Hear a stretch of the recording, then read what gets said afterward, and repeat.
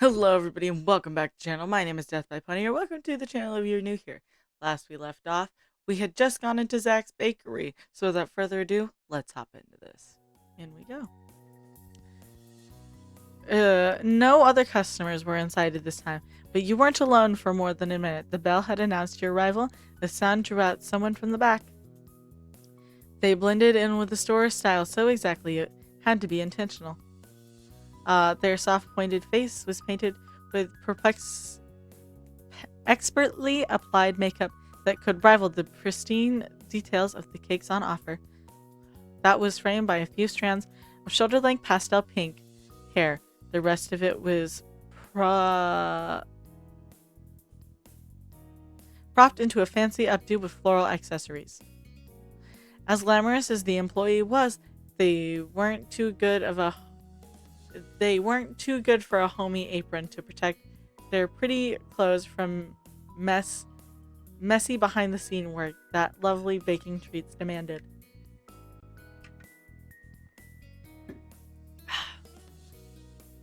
The shiny purple button on their strap had their pronouns printed on it in black letters, they, them. They greeted the small crowd with a gentle, imitable tone. Welcome to Zach. Thanks for coming by. My name is Xavier, the head baker, and I own the shop too. Hey. Sup, Xavier? His reply was familiar to the point of being flippant. Nico wasn't even looking at them when he said it. He'd leaned lower and begun perusing the daily selection up close. Hello, Nico. Your patronage is always appreciated. With the personal greeting between the two complete, Xavier looked over the rest of your gang with a friendly smile. Good to see you again, too. Derek's usual conversationalist skills failed him. He was loath to embarrass another person by pointing out the fact that they weren't seeing each other again. Total stall in the exchange was avoided thanks to the fact George didn't have the same reservation. He could speak far more frankly. We've never been here before, only Nico. Though maybe Ari has, I can't speak for them. He raised an eyebrow while glancing your way. He paused his small correction that you contribute your side of the concern in bakery. You shook your head at the possibility of being a repeat spot for you. As far as you knew, Zach didn't even exist in the last time you were in the city. Not me either. Never been seen this place. That's what I thought. You don't know us. Xavier's grin was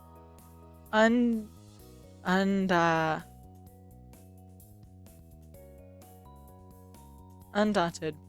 That might have been customer service skills, but Nicholas, snickering mischievous in the background, gave away that something else was likely reason for the claimed reaction to George's directness. You Suarez brothers may not have been all together in my bakery before, but we certainly have met more than once. 4 eyes went wide, 2 mouths grimaced at the same time, in the same way. Xavier spoke so surely and plainly, Derek and George flipped instantly from viewing them as strangers to embarrassment over forgetting someone they should have known. And Ari, was it? I think we might be acquainted too. Your face was a perfect reflection of their talk. You were skeptical, maybe it was a joke. Nico and them were pulling. It made you curious. You were eagerly awaited to find out more. It suddenly hit you what they meant. In the far reaches of your mind, you relieved sitting uncomfortably in a cheap plastic chair and staring straight into those purple-brown eyes for much longer than you reasonably would have with a stranger. But there was a special exception for them because they were hard at work painting a skull on your cheek.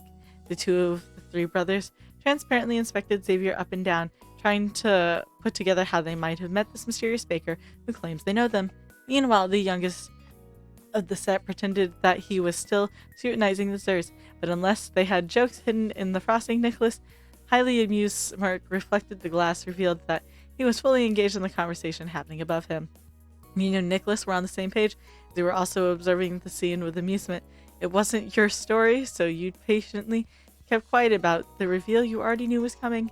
George tilted his head from one side to the other across his arms. Derek subconsciously scratched the side of his face and awkwardly turned taken. Whoa. Sorry, I'm blanking on who you are. When did we meet? Xavier's eyes fluttered close as they firmly straightened their apron. Don't apologize, Nicholas. With his hair clips and wild locks is very recognizable. He hasn't changed at all. If I only saw one of you as an adult in isolation, I doubt I would have realized who you were either. As adults, that one point jumped out to George so distinctly he spoke back to Xavier as if it was Nicholas mimicking Derek. Exactly, the last time we saw each other, you were at least 2 feet shorter. Xavier hovered their flattering fingers in front of them like they were resting on a counter roughly around 4 feet high. Visual demonstration. They progressively lifted their hands up until their palm was high enough that it could have sat upon a fully grown George's head. He was closer, utilizing their tiptoes was necessary for feet. I've always had an artist's soul, but my medium wasn't always decorative pastries. My first job straight out of high school was painting faces at that big boardwalk park. Whoa! Whoa! Derek's face went alight with a flash of recognition. The fingers that had been scraping his skin twitching, then started to searchingly press along the length of his cheeks as though a painted rainbow might have suddenly appeared there. George slammed his hand against his forehead, and all had become so obvious to him. The trio of excitably yet well-behaved brothers who'd come by a few times a year were some of my favorite customers, but Xavier quite literally didn't forget you either, and they shifted their gaze to rest on you. And I'm relatively sure one time the boys brought friends with them, and that one of those friends was you. A huge childlike grin filled out Derek's face as he looked no different than he did all those years ago when you first met Xavier. Massive muscle aside. I'm impressed. You're spot on. One time Ari and their older sister came with us and we all stopped by your face painting stall. I can't believe we meet again. And like this in a bakery of all things. It's awesome. Derek resolved to restart the interaction on the right foot, and he finally gave a greeting of his own to Xavier. Hey again, Xavier, the artist. The middle brother followed the eldest example and offered a reprise to his original statement. Oh, okay, good to see you again, too. That's so cool. Small world, Xavier. You shrugged nonchalantly. You check. Small world. Xavier was just tickled by the reception. The visit was going to be worth it for them, even if you walked away without purchasing a single slice of cake. At some point, Nicholas had stopped eyeballing the pastries and had leaned coolly against the counter, as also finally rejoined the conversation instead of existing as an entertained audience member. I told you the owner was cool. Oh, thank you for talking me up, Nicholas. Now that we're all reacquainted, is there anything I can do for you? Nicholas slipped his hand into his pocket, staying totally chill. We'll probably just get a couple things to go. I want, he paused, squinting over his shoulder, the treats one more time. Get me an Eclair and a cup of water, too. Will do. Anything else? They surveyed the other 3 people in the room, and they asked the question and waited for a response.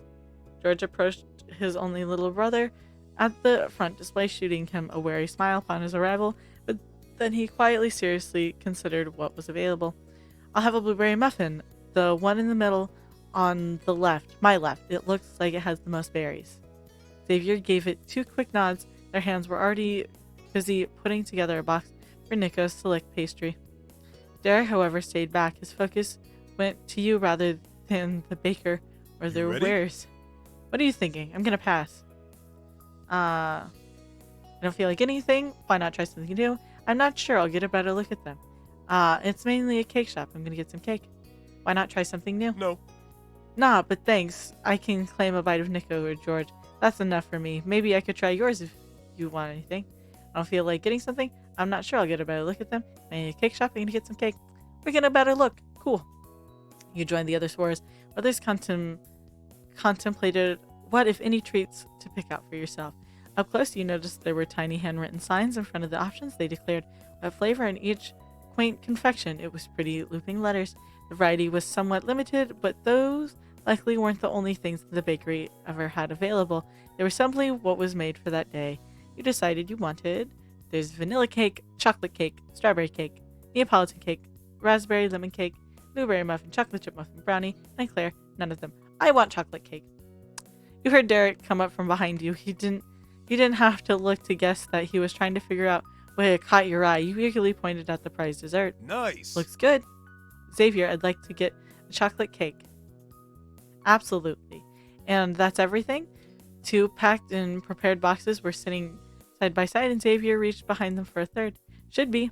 Nicholas and George both gave a thumbs up to confirm that they were all taken care of, and the answer caused feigned confusion from Xavier. So you're not getting what Derek is getting, Nico? That's kind of teasing from someone other than another Schwartz caught you entirely by surprise, but Nico was able to put back with ease. Maybe I would, but Derek isn't getting anything. You'd lose out on a sale if I copied that. Good point. You don't need to do that. Hey, why don't you be the one to pick out something for him instead? No thanks, that's not how this works. It was worth a shot. The two chuckled good-naturedly. Let me ring you up. Those were the magic words to draw Derek fully over to the front. He came right on the spot, right across from the register. It didn't go unnoticed. Derek, you're not the only one who didn't get anything. You're the only one who didn't get anything. You shouldn't pay. Nicholas snapped his head around to look of true offense at what had gone on behind his back. He folded his arms disapprovingly, catching Derek with Sam's metaphorical cookie jar. Or rather, putting his own cookies in someone else's jar. What? Derek made a look of mock surprise, gave Xavier a response to Nicholas's non-mimic decision, making a run for its money with his scoff-off plate of disbelief. You can't take away my oldest child privileges of treating my little brothers. And airy my guess, why wouldn't I pick up the tab for them? In the middle and the youngest Schwartz shared concerned glance with one another, their brows knit and frowned salty. However, their brotherly nonverbal communication gradually softened their expression. Their eyes carried the message they needed soon and shrugged in acceptance. Derek gave a winning grin and pulled out his awaiting wallet, who will forever be their big brother after all. Thank you, Derek. I'm still paying for me, even if you are covering them. What a gentleman. Accepted his generosity as well. You pulled out your wallet regardless. What a gentleman. I try. The treats were paid for, and Xavier carefully passed over crisp white boxes and their rightful owners, and the Zach logo was printed in, of course, pink ink across the top flaps. They also handed over a cup of water for Nicholas. Thank you for your lovely patronages. Have a wonderful day. Derek and George and Nicholas each gave a cheery goodbye and began to walk out as a group.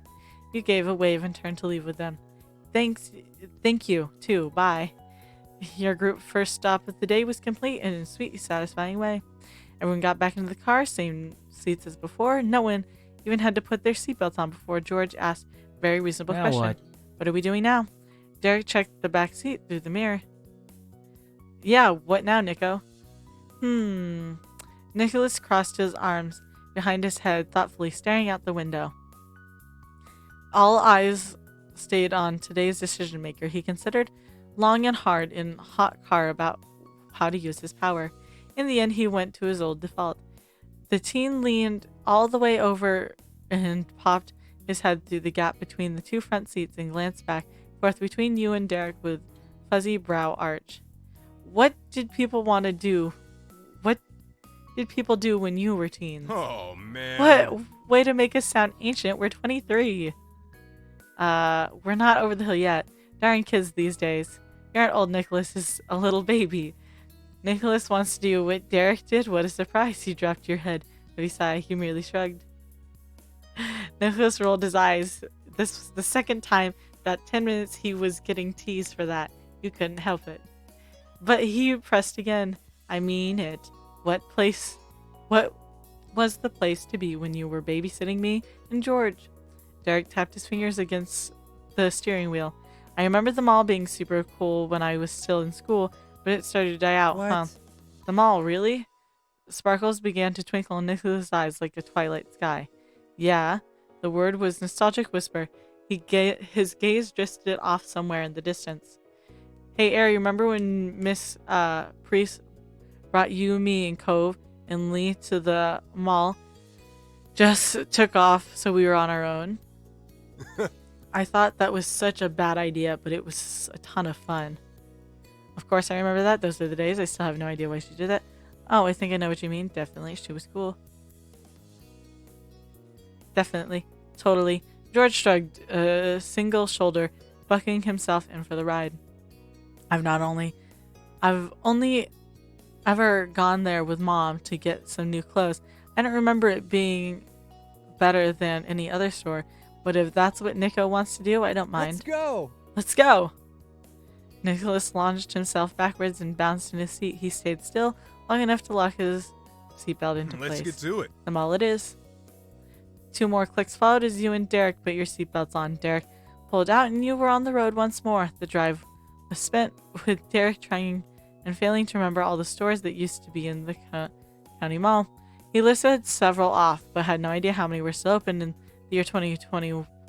In the year of 2021, or if they were even real store names. He was mixing the words up. Oh. Okay. Why are they going places without masks if it's 2021? I need to know. His little brother, also, if it's 2021 and they're 23. It's 2021 and they're 23. So 21, I was 20. So they were 3 years older. They would be 3 years older than me. His little brother reveled in the laugh-inducing, floundering explanation. The magical mall of his youth. They took bets on how many of the shops they'd actually see when they got there. George guessed only about 3 of them would be there.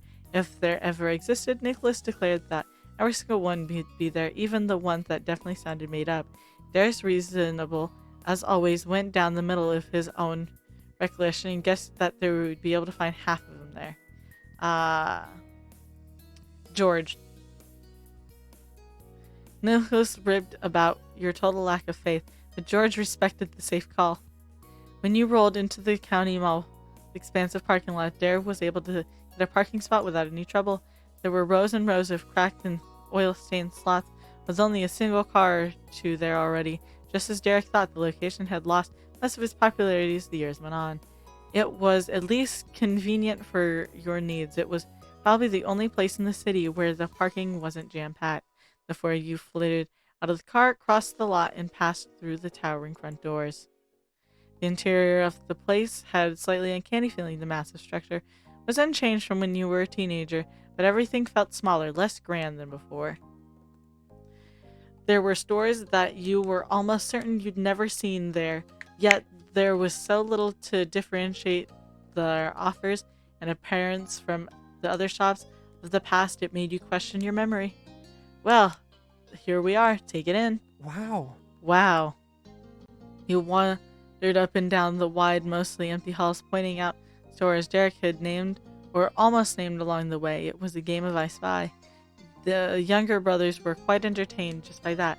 They led the pack to get the first look of whatever was ahead. Derek and you lingered behind and gave appropriate reactions whenever one of the boys shouted out a store name that matched Derek's recollection or one that he had failed to note. The two laughed and waved back at you while you cheered and booed up at them. When you near the end of the aisle, there was a break in the store names that could be announced. Derek used that moment to whisper a joking remark. It feels like we're babysitting again, huh? Yep, our precious big babies. He winked and picked up the pace. Nico and George had drifted further away from his watchful eye, as a responsible babysitter couldn't let that happen. Your group arrived in the crossroads of the mall, where 3 separate hall stores converged in the middle. A tiny playground of coin rides flanked by half-full candy dispensers remade the centerpiece. The little cars and helicopters are far more worn down, but still intact. And Derek snorted at the revelation. Man. We are definitely too old for that now. I might seriously break something if I tried to fit. Without the boisterousness of Nico and George to fill the space, the sound of footsteps echoed so much louder. Derek's expression twisted and grew bittersweet looking at the space. Being here now, it's not the same. Then his focus came onto his brothers, and his face snapped back to its usual optimism. So, do you guys actually want to go into any of those stores? His little brothers both turned around and stared wide-eyed at their elder. Nicholas and George were genuinely taken by surprise. The idea of behaving as regular customers, they were visiting a sightseeing of archaeological sites from time long gone.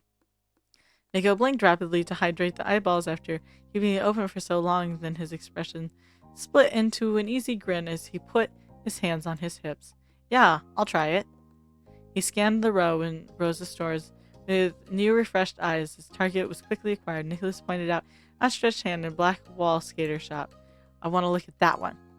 George had come to face an entirely different direction. He mulled over the suggestion silently, was gazing consideration at a bookstore with huge glass windows, and showed off not only the books on sale, but other wares like board games and figurines. The unspoken difference in opinion didn't escape Derek's attention. He spoke with full authority, truly dusting off those old babysitter instincts. Hey, this doesn't mean I want you guys going off doing your own. You're not little kids, but we are here to be together. And there's times to see more than one place. We'll take turns. Okay. Automatically and obediently, George and Nicholas replied in unison. They were good kids. Is there some place you or Ari want to go? Derek didn't hesitate. He jerked his thumb over his shoulder to the video game shop. Yeah. That's what I want to check out. Ari? The three Swears boys watched you questioningly, each wondering the same thing. It was hard to say without knowing for sure what the options even were. But luckily, at the center section was a handy 8-foot-tall map that was emblazoned with easy-to-follow categories listed as store names. It was a veritable cheat sheet for their little game, and you were glad the two younger boys found the stores they wanted without needing to peek at it. There was nothing wrong with you having some extra insight, and you read over everything laid out. A significant amount of the stores sold food you'd just left the bakery and shouldn't be eating with the rest of the family pretty soon, so you decided against all of those. You also realized something was missing. There had been a music store before. The spot was filled by a perfume and candle store. Beyond that, there was tons of chain stores with very standard types of products. Makeup, art supply, perfume and candles, clothing store, accessory store, camping. I really want art supplies. That'd be interesting. Oh yeah, let's see what they've got. Derek nodded and had for his head formally, but paired with a cheery grin. Come on. We've got a plan. You checked out the game store. Everyone went to the bookstore. Y'all headed to the skate shop. We'll go to the bookstore first. That seems calm. The four of you filled into the large bookstore and began to drift around it. It was one of the most spacious shops in the mall. George went down the very first aisle of books, and you walked with him. He was focused enough that he had to be searching for something, but there was no way to tell what was on his mind. What are you in the mood for? What have you been doing? Is school going well? What's your major? I don't think you've mentioned it. So have you started seeing anyone since starting college? What's his major? Physics.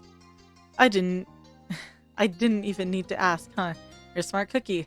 George's calm dissolved in a flash of color. His face had started to serve eye contact with you.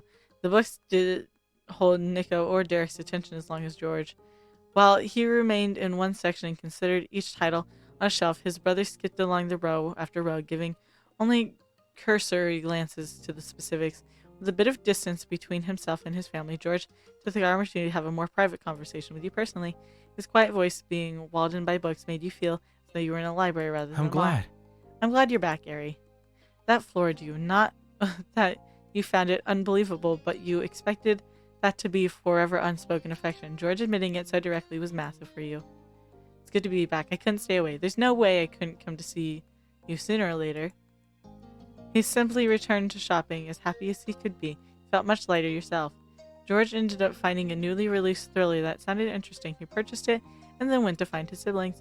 Nix and Derek had held up in the graphic novel and manga aisle. They looked up as you and George approached them, grinning after seeing the bag under George's arms. I would be in the same place, but I also look at the horror novels. I'm finished. Thanks for coming with me. What now? We'll go to the game store. Derek confidently strode into the local game shop with his younger brother flanking his sides. The set of three glanced around eagerly, then split off into different directions around a single room. You followed Derek towards the front right wall, and George and Nicholas went back to the corners. He bounced up and down on the pads of his feet like a kid in a candy store. We should totally get something. Sure, what console do you have? None, not right now at least. A conspiratorial gleam shone shifting green eyes while watching his back. Derek inclined his face closer to you, put a hand to the side of his face, and shared a real plan with you. I'm going to convince Nico to let us borrow his Switch. I know he's got one last year just for himself, but what I don't know is all the games he owns. Awesome. That's no longer a problem now. We can pick out whatever we want here. Something that we could play together. Oh, we'll need an extra controller too. his chatter along with poorly restrained excitement, smiling sweetly as a child. Derek could have gotten a digital download of a game instead, but there was no need to spoil the fun picking out in a real store. Derek, let's race. We could find a party game, fighting games, sports game, I'm sure shooter, multiplayer sim game, platformer, puzzle. Sounds like you pick any game. Race. You did your best to mimic the bold inflection of Derek's father and got a good laugh. Perfect, let's race. The two of you worked as a team to scour through the library of Switch games and write in general with multiplayer compatibility. A few contenders appeared, and you had a mini group huddle come to a final decision. Derek held the case high like a prize. It was marched towards the register. You plucked a refurbished controller off the wall and followed after him. Derek clapped the case against the counter with as much gumptious as someone playing a winning hand in cards. He chuckled at his own dramatics when you had to awkwardly slide the controller he'd forgotten alongside the game. Thanks, Ari. No problem. Our multiplayer excursion would be pretty short without it. Nicholas couldn't go too long without checking in on his brother's activities. He saw the two of you at the register, seeing it was a game for the Switch. He nodded happily. The teenager was blissfully unaware of Derek's true intentions with buying for that console. Derek played it cool and paid for the game and controller. He didn't even look at his little brother until the deal was done. He'd secured the bag. Then Derek flipped around confidently. Nice work. Mission accomplished. Let's hit the next shop. Skate shop. Your group crowded into Nicholas' choice of store. Aggressive rock music played within the graphic tee-covered walls. It was small and cramped, making it impossible for 4 people to navigate between displays together.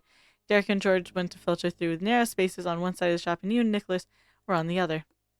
The claustrophobic atmosphere didn't faze Nico. His lackadaisically surveyed the scene, stopping only when he came across a shelf of slip-on shoes. Nicholas lifted a checkered shoe off the rack and weighed it in his hands. By the intrigue rise of his brows, you got the impression you'd be at the spot for a while. So how did the school year go? Do you have a favorite class you're taking for summer? Have you gotten into skateboarding? I was just wondering, how are you doing lately? Stay quiet. Let's ask. He snickered at the clearly out-of-touch grown-up he was talking to. No way, I don't live that life, but I appreciate the aesthetic. Understandable. You laughingly hiccuped at the small response that sounded like Nico. Nicholas let out a long, consistent breath. He was fully at ease with the world. It's wild that you're literally just there and talking to me. He was so much like Derek, even when he wasn't intending to be. Well, it's true, I'm really here. I'm still struggling to believe you're this big. Honestly, it feels weird talking to you normally instead of child. I hope it's unbelievable in a good way. I like that one. Smirk grew wider on his face as he put the first shoe down, picked up another, though he ultimately returned that one to display again as well. Nicholas gestured with his hand for you to come as he turned away more. He walked back to the center of the tiny space. There was easy for his older brother to spot him. Derek and George waded through the merchandising aisles, pressing from all sides, almost knocking a few things over on the way, as it was a rough place to be for a couple of large adult men. Damn. But he didn't have to worry about that for long. I'm done with this, he announced with a shrug. Nico hadn't got anything.